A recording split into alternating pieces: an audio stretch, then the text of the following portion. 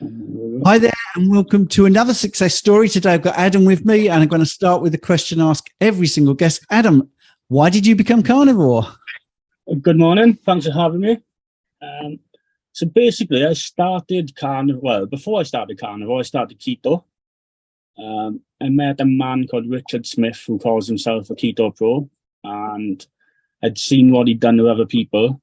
Obviously, I'd done loads of diets in the past, and nothing had ever worked for me. And then all of a sudden, I'd done keto for a couple of weeks, and I'd lost a few stone. And I was speaking to Richard quite often, and he explained to me the effects of carnivore. And that was more or less my diet on keto, to be honest. So I just live off meat and cheese and eggs at the moment. So it was kind of an easy progression to go over to carnivore. People say that it seems like hard work, but for me, it's just something that it's just second nature to me now. It's hard not to enjoy just eating meat and cheese all day, if you ask me. And once I seen the benefits of what it was doing to my actual body, the things it was doing to my mental health as well, it was just easy choice to me. And now I kind of go back and forth. I go over to keto now and again and do some dirty keto.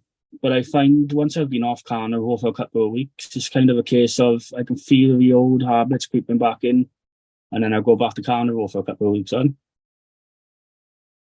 Brilliant. Now then, just for the people that are not in the UK, I'm just going to explain that a stone, which we use in Britain, is about 14 pounds. So we'll talk about that in a minute. But Adam, why did you go keto then? What was the push into that? There's a lot of people in my circle who started doing it, and I've seen that everyone is losing quite a bit of weight. And to me, it was just another diet when I started. It was just a way of losing weight. So I tried it. The thing that obviously jumped out to me first of all was I understood that people were eating bacon and egg nearly every day for breakfast, and they just seemed to be losing weight. And I thought, wait a minute, this is too good to be true. So started, and obviously the weight fell off.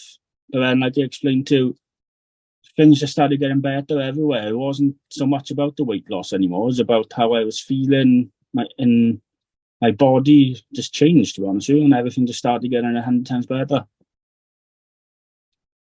That's great. So again, I mean, I don't do introductions because people like to get into the nitty gritty first. But let's talk about your weight loss because I know you talked about health, and we'll talk about that in a minute. But let's get to the nitty gritty. How much have you lost since you started this journey? So at the moment, as of this morning, I am down 155 pounds, which is just over 11 stone in our money. And it's a work in progress. I mean, one of the reasons I wanted to do this interview was to pick you up, what I would say, in the middle of your journey, possibly, because you've still got a long way to go, do you think? Without a doubt, yeah. I think it's changed. My journey's changed over since I've started. My goals are changing every day, nearly. And I'm finding that what I thought I wanted maybe last week isn't what I want now. So when I first started, the reason I started was just to lose weight. But now, even though I still find it important to lose the weight, that's not my main objective anymore. And what is the main objective now then? It's kind of, I've got two objectives at the moment. One is kind of to experiment how keto and carnivore can affect your body and how it helps. The main thing I want to see is how it affects your mental health and how it affects diseases such as autoimmune. And the other thing that I'm trying to get into at the moment is coaching. So I'm in the middle of doing my first block at the moment of coaching with a few trial people, just to see how it goes and if what I'm telling people does actually work. But it seems to be working so far. So far so good, basically. Yeah, I mean that's the thing about going low carb, then keto, then carnivore. You do see differences that you weren't expecting. You know, little things. For me, it was like athlete's foot, and big things like, say, the weight loss. You're also looking to get rid of lymphedema. We could talk about that a bit. So, for some reason, out of the blue, just one day, I woke up and my feet had swollen. And obviously, you've got pictures to show people, and they were huge, and the pain was unbelievable. And I was going back and forth with doctors, and they were giving me tablets, which were painkillers mostly. And the tablets they were giving me were making me ill. I remember The first time I took them, I actually had to run to a toilet, and I didn't get to a toilet in time because I was being sick because they were so strong. And I was taking them, and they weren't even helping in any way, shape, or form. But I was taking them because I was told by a doctor. And then I started keto, just like I said, for the weight loss. But I found after about 2 or 3 months, my legs just started to stop swelling. They were going down. All of a sudden, they were back to normal after a couple of months of doing keto. And it took me a long time to put 2 and 2 together to work out that it was my diet that changed it. But then it just clicked one day that it obviously was my diet. And I still notice it now. So if I have a day where, if I have a week or two where I go dirty keto, I can kind of feel the swelling starting to creep back up. So to me, it's 100% certain in my mind that diet is the way to sort it and not medication. There was days when my feet are so painful, and even now the doctors still don't know why. There was days when I couldn't put weight on my feet. I'd literally have to use my wife to walk to a bathroom. I'd have to sleep on the sofa. It was times when the pain was so bad, I'd sit there and cry to my wife and tell her that I just didn't know what to do. And the doctors just used to look at me stupid and say to me, well, we don't know what it is, just keep taking the tablets, which weren't even working, to be honest with you. And it just stopped one day. And it still comes on now. I still get days when it's really bad and here and there. But compared to how it used to be, it's just a million times better. And that's one of the wonderful things about coaching, by the way, is you hear these fabulous stories and you can spread the word and you can help people, because doctors don't know very often what's causing it.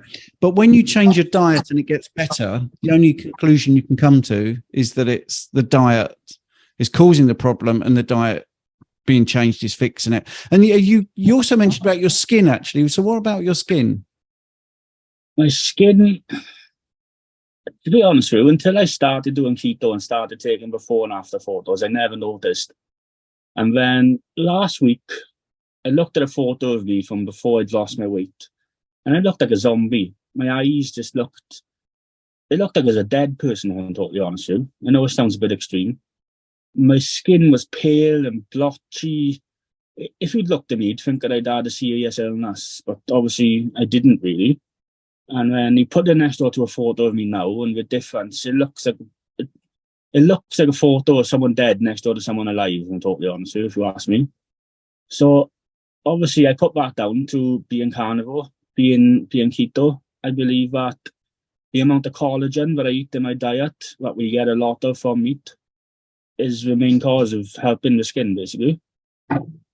So how is the weight coming off then? So I know you've changed your diet, but are you doing any fasting? What's your regime at the moment? I do a lot of fasting, but I don't use the fasting as a weight loss tool. I use it I find that it helps my mental health a lot. I find fasting helps everything, basically. I just done a 3-day fast last week. It's the first time I've ever done one, and I'd done it for a few reasons. First off, I wanted to know if I could do it, because I've always been somebody that couldn't go 10 minutes without going to the fridge. So just being able to go 3 days without even wanting food, never mind stopping myself, has been a big achievement for myself. I found out that it helped my mental health a lot, because I just found myself more sharper. And it's not something that I'm able to explain very well, but the only way I can explain it is I feel more focused on everything when I fast. I feel like when I'm speaking to people, I'm paying more attention to them. And I'm not 100% sure why that is yet, but it's something that I'm researching. And I find that obviously your body's not working as hard to digest food. So it's got a chance to sort everything else out in your body. So obviously, you got something called autophagy, which is a big scary word for me. So basically, the only way I can explain it is your body getting rid of stuff that it doesn't need, because it's trying to save energy for the future. And the stuff that it gets rid of is obviously all the bad stuff. And you hear people talking about it, and you hear in extreme cases of people shrinking tumors. You hear of people getting rid of, you have like skin tags and stuff just falling off people. And obviously that's without any medication or nothing. And I find that so cool. And it's something that I'm doing a lot of research into at the moment. Yes, it's amazing. Just changing your diet can do so much, absolutely so much. So just to give us a time frame, you've lost 155 pounds, like you say, 69.6 kilos. Over what period of time is that? Well, it's April now, and I started in August last year. I think it was the end of August. So it's come off very quick. That's really hugely quick. And the 3-day fast, that's the first time you've done a 3-day fast. In the last 6 months, have you done lots of fasting, or have you just basically changed the way you're eating? I go through periods where sometimes I do intermittent fasting, so I only eat for 8 hours a day. Other days, it gets to a point where sometimes I think, when's the last time I had food? And it gets to a point where I do 24-hour fasts without even knowing I'm doing it, to be honest with you. I think that's because I'm in ketosis, and your body is obviously using your fat that you've got stored. So you're not hungry because you're not craving any energy. So because obviously, like I explained, I've got an autoimmune disease, so exercise isn't easy for myself. So I think it's good in a way. Obviously, it's not good that I've had the autoimmune disease, but it's good in a way because it showed that you don't need to do the exercise for the weight to come off. And I think that's something that affects a lot of people, because they think, well, I can't train, so it's pointless eating tidy. But that's so far from the truth. Yes, and you are proof of that. Just for people wondering why there's a bit of a gap, although Adam is in Wales, we're not on a satellite link, but my mic seems to give a little bit of feedback. I keep muting my mic. But anyway, right. I think it's amazing. So one of the things you just said there, you looked like a zombie. You thought you looked like a zombie. Did you get much pushback when you decided? Did your friends and family think you were crazy doing this way of eating, and are they coming round to it now? You've lost so much weight and you look so much better. Still to this day, I have people saying to me that it can't be safe to eat meat and just meat. I have the biggest thing that sticks out to me is when I was sat there drinking 2 liters of Coke and as much junk food as I could get into myself in one sitting. Nobody batted an eyelid. Nobody said anything to me. But you sit there with a steak and 6 eggs and people will say to you, where's your veg? But no one cared how much veg I was eating when I wasn't on a keto diet. Do you know what I mean? So to me, it's just something where I think we've been, for lack of a better word, brainwashed by whoever, the government, the doctors, whoever you want to call it. And I think that we all need to change our way of thinking, but it's not going to happen overnight. And it's scary to change. It is obviously when you're used to eating something what you've been told all your life is fine to eat. It's scary to change rather than to question it, and I think it takes a long time to do it. Yeah, I think I love the way you're so level-headed about it, which is really good, and I'm just amazed at the photographs. So I mean, I'm putting the photos up. So the amount of weight you've lost is incredible. How much better you look is incredible. Has it surprised you just how effective it's been? Yeah, for sure. Before I started my journey, I'd done diets, you name it, I've tried it. And I've always had success, well, what I used to call success, where I'd lose a couple of pounds and be happy, but it'd always creep back on. But now, for the first time in my life, I found something that I'm happy doing, and I don't even consider it a diet. I don't call the food I eat is not diet food. The food that we eat, if you wasn't on a diet of any sort, you would consider a good breakfast a full cooked English breakfast, wouldn't you? And people got no problem eating that at all. But now I'm on the ketosis. Now I'm in ketosis and I'm eating a keto diet, and I eat almost a full English breakfast probably twice a week without the beans. And people have got stuff to say about it. Do you know what I mean? I do. I know exactly what you mean. I mean, I had quite a bit of pushback, but I think I don't now because people just accept. I mean, I'm 59. I don't have any medications, and my skin looks good. And you will get that. The more you look healthy, I think the easier it is to stick with this. Now, in your communications with me, you mentioned that you're really interested in the mental health and autoimmune diseases. Does that mean you have people in your circle that you're trying to convince, or is there people that are following you online that are getting advice from you? There's people I want to be able to help, but I want to help everyone in general, to be honest with you. So my outlook is I want as many people to know what a carnivore diet can do to you. Not even carnivore, just low carb to start. Just the benefits it can give you. Like, I could sit here and talk to you all day about how good it is, but until someone actually experiences it themselves, they won't be able to understand. So even though it's people I want to help, I want people to just know that they can do stuff. Because I found that even without other people, just yourselves, you convince yourself that you can't do something. And then you go and do it, and that feeling of doing something that you've always thought you're never going to be able to do is worth whatever you need to do to get it, to be honest with you.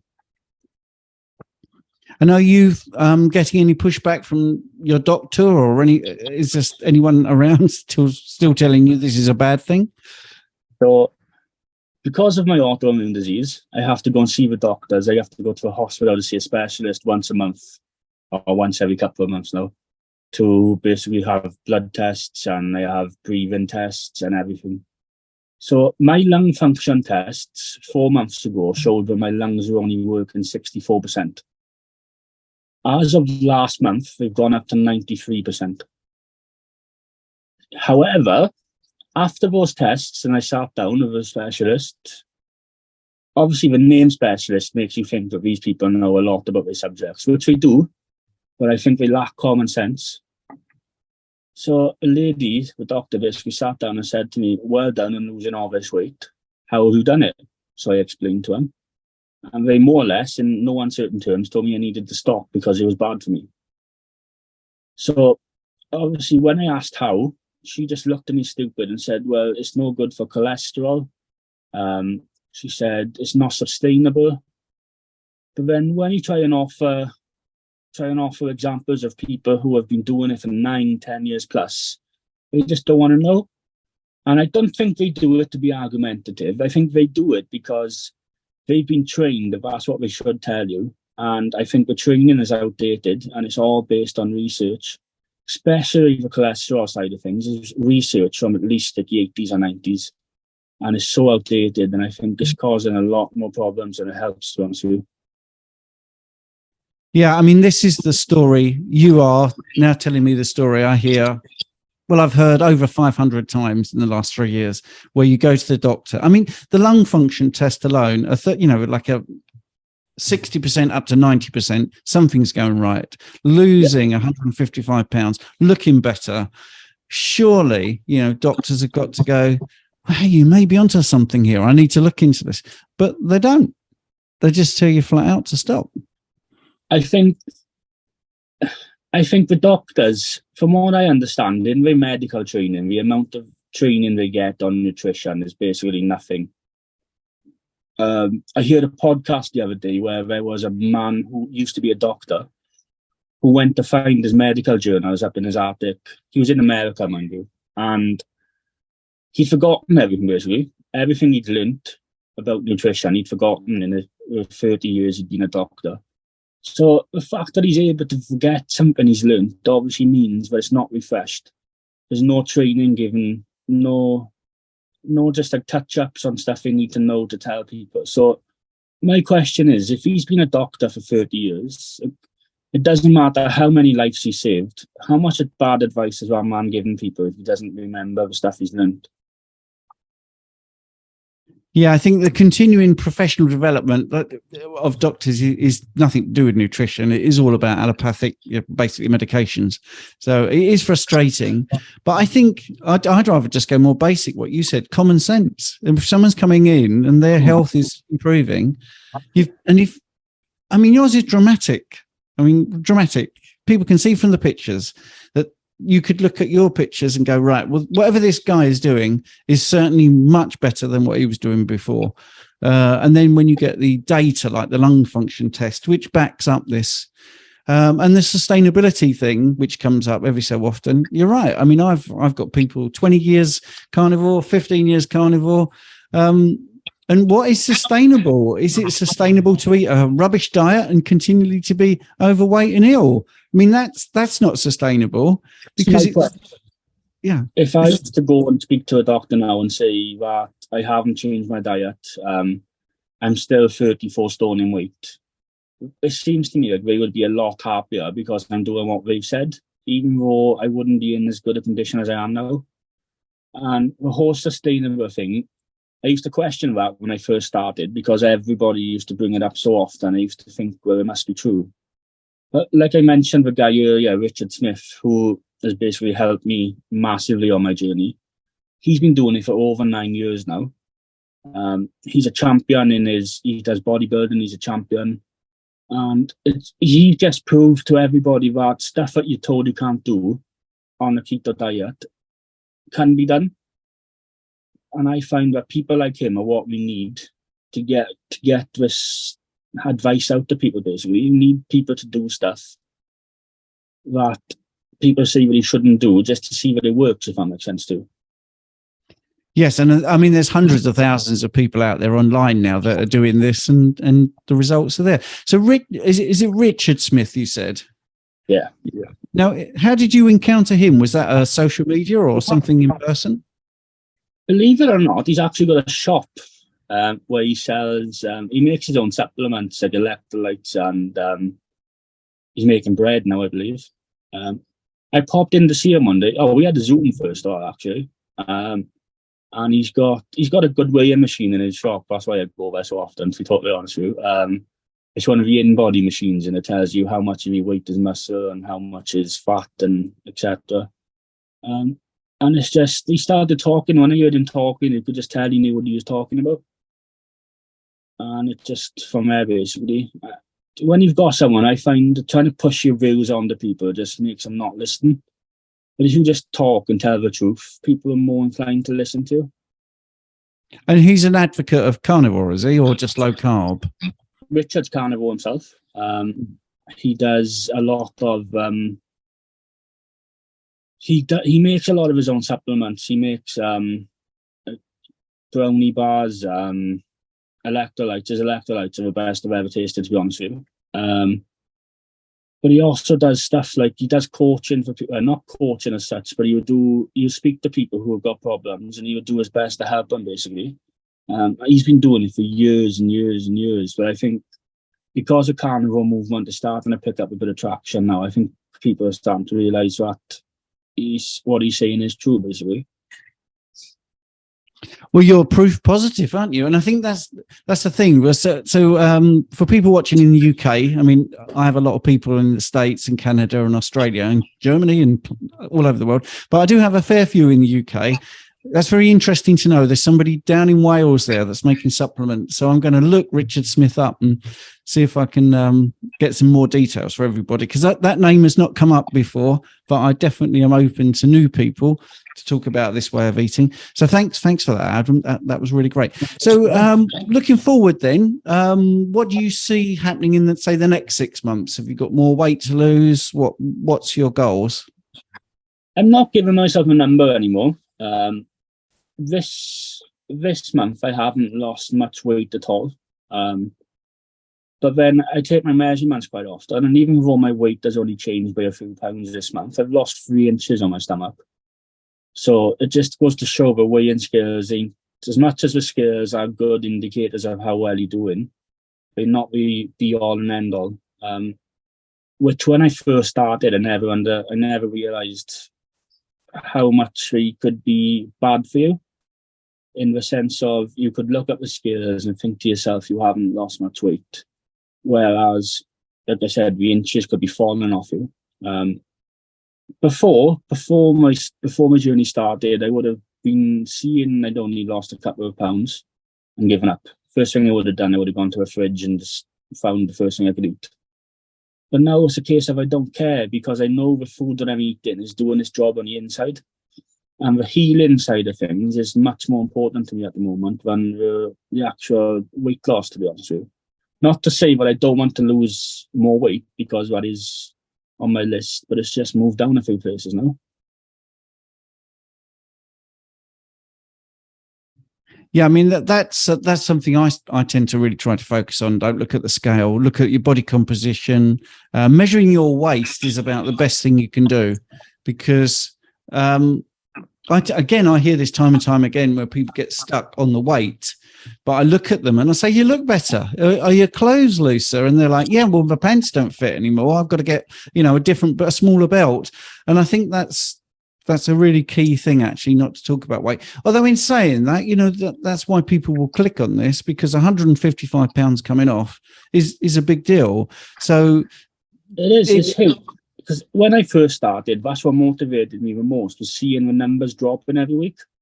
So it has got its importance. And for 1 minute, I'm not saying that you shouldn't weigh yourself at all, because obviously you should. But I just think that the sooner that you realise that it's not the most important thing, the easier it gets for you to lose weight. Yes, I agree. And I think that's the thing. If you can be sensible about it, yeah, it's great. It's great to have a lot of, a big number like 155 pounds off. But in the end, you could sort of start to stall a little bit on that, but you still see your body shrink and your body fat come off, replace it with muscle. There's so many things that can happen. And I think the other thing you mentioned, like your mental well-being, is that a big thing that's really made a huge difference? It's a huge thing for me. So throughout my life, I've been on and off medication for anxiety and depression.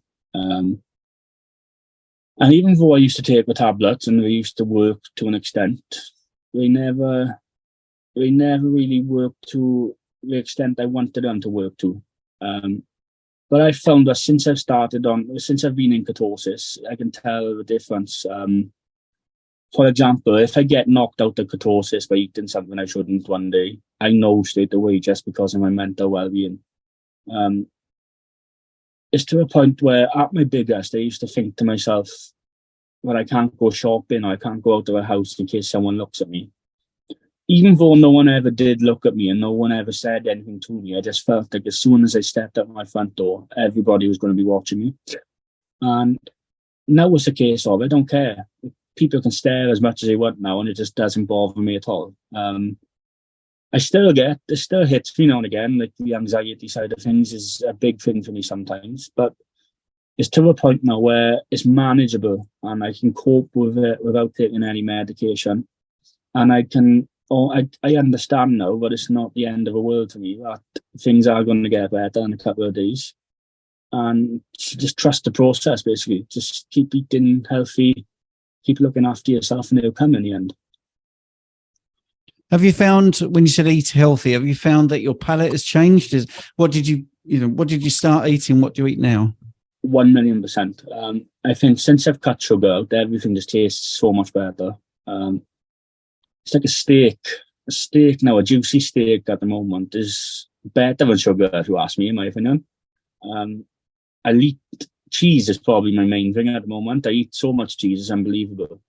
And I know a lot of people say, especially in the carnivore world, where you shouldn't eat too much cheese because of whatever reason. Do you know what I mean? There's a number of reasons, but it's working for me. And I think that's the most important thing. I feel like labels can spoil a lot of things. So because you're carnivore, you've got the odd number of people that think because you class yourself as carnivore, you have to eat this, and that. But I don't believe that myself, and I'd never teach that to anybody. I believe that whatever works for you is what you need to do. And if somebody decides, well, it's not carnivore, then that's fine. If they don't think it's carnivore, and it doesn't make a difference to you at all. Yeah, definitely. It's about how you react to certain foods. Yeah, dairy for some people definitely does stall them. Other people can eat it till the cows come home. No pun intended. Now, you've mentioned ketosis a few times. I love it in the Welsh accent. I was going to try and copy how you say it, but I'm not very good with accents. Are you measuring then? Do you use a glucose meter or a keto mojo? How do you know you're in ketosis? I just know now, to be honest with you. When I first started, I used to use pea strips. Basically change colour and they give you an indicator of how far in you are. But after a while, they stopped working. because your body basically decides to stop wasting the ketones it's making, and it starts to use them for energy. So people could be trying the keto diet for 6 weeks and all of a sudden just fall out and the pea stick stop working. And then they think, what am I doing wrong? But you're not doing anything wrong at all. It's just the fact that your body is using the stuff now rather than wasting it. So I don't test my blood. I know a lot of people do, but I just go on how I feel. So I kind of know it feels like, the only way I can explain it, it feels like how you must feel when you take drugs. That's what I explain it to people. You get like jittery and you can just feel the energy and you just sit there sometimes and you think to yourself, wow, I need to get up and do something. Whereas I've never felt that way in my life ever. So I just kind of know now. And I think another thing that gives it away for me, I know some people don't get it and it's different for everybody. I get really bad keto breath. So I kind of just know, I can taste it as well, to be honest with you. Yes, and I mean I like what you say about the keto. When you urinate onto a stick, yeah, that's ketones you're not using. Your body is evacuating them. So I think that's really, really good. Do you find? I mean, I've not actually had a client in Wales or spoke to anyone in Wales. Is there a big movement of people looking at keto and low carb and carnivore in Wales? I think people get scared of words like keto and carnivore. I think as soon as you mention those words, people just think, no, I'm not having it. I think the low carb is definitely picking up traction. I think people want to try it, but I think they get so many people telling them not to that we don't. So I think in the next couple of years, there's going to be a big increase. Obviously, America, like you said, loads of people are listening from America. It's just like a normal thing over there now. But there's still people over here, and you just, as soon as they hear the word keto, they just, no. Yeah, they switch off. And the mainstream media doesn't want you to go keto or low carb because there's so much money to be made out of this terrible diet, the standard Western diet, which just keeps you sick and overweight and depressed and all those sort of things and on medications. So I think it's great, Adam, and I'm really glad that you agreed to do this because most of my interviews are people that only want to talk because they've got to where they want to go, but you're definitely a work in progress. But I think huge amount of, you've basically lost the weight of one whole person already. And I imagine the difference that's making on your heart and your joints and just your general sort of energy levels. I can't even begin to imagine because it's a huge amount of weight. I think it's possibly the most I've seen. I think, I've interviewed someone at 150 and 130, and it gets me every single time that firstly, you were able to get to that stage where you were that excessive. And then to actually change your life is just brilliant. I just think it's amazing. So I take my hat off to you. So if you've got any final thoughts, you want to spread the word, is there any sage wisdom you'd like to give to people? I think it's just don't be scared to fail is my biggest advice. That's what I tell everybody. So what if you make a mistake? At least you're trying. It's like when people complain that they can't run very fast, they're still running faster than people who are sat at home on the sofa, didn't you? And it's the same with your diet. So it's better to eat one good meal every day rather than eat none. That's what I tell people.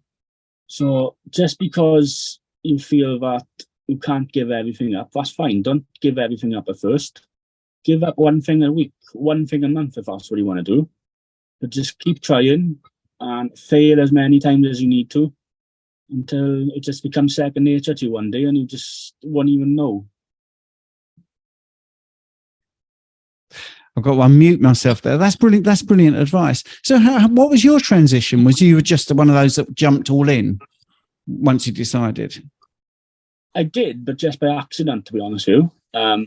When I first started, I was eating stuff like bacon and egg for breakfast. When I'd have a steak for lunch, maybe, and then the evening would come and I'd have another piece of meat. And it was just easy for me. I know it was probably a lot easier for me than it is for some people, to be totally honest with you. There's a there's a number that goes about that says only 3% of the population can eat the keto diet, which I think that's a bit low personally, but maybe it's just because I do find it easy. I don't know. But to me, it doesn't seem like it's not something I ever want to give up. Like, I kind of know now that it's doing so much goodness for my body that even if I have a day off, which since August I've had 2 days off. Once we went out for my anniversary, and the other time was Christmas Day. That's the only 2 days I've had off. And I don't even want to cheat, to be totally honest with you. If you want to see more of this type of thing or that type of thing, then just check out this video.